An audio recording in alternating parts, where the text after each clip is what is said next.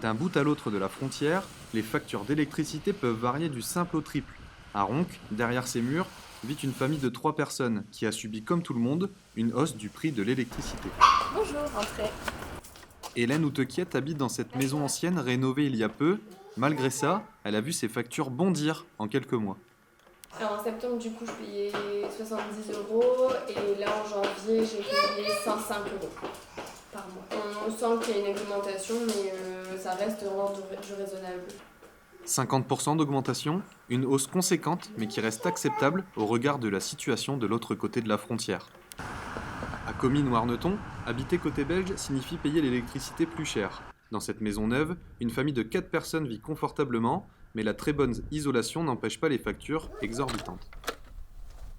Bonjour, entrez. Camille Lefranc vérifie régulièrement ses comptes sur son téléphone et le constat est sans appel. Alors du coup, les 6 premiers mois, je payais 132 euros.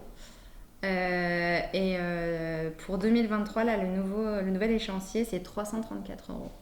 Sa facture a presque triplé en un an. Pourtant, nos voisins sont aidés par leur gouvernement. Depuis le début de la crise, la TVA sur l'électricité a été baissée de 20 à 6%. Le gouvernement a aussi mis en place une prime énergie pour la plupart des ménages.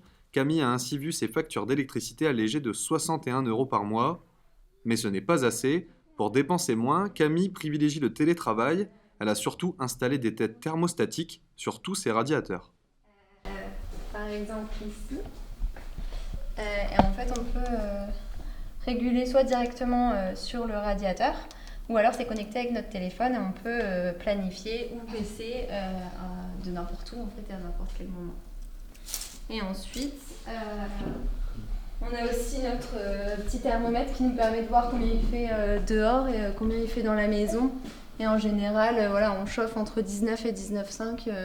Bon, avant, on mettait plus 20, voire 20,5 quand on avait un tout petit en tout cas, que maintenant on ne dépasse jamais 19,5. Quand la Belgique tente de limiter la casse, la France bloque l'augmentation à 15% grâce à son bouclier tarifaire. Cet expert en économie détaille ce système.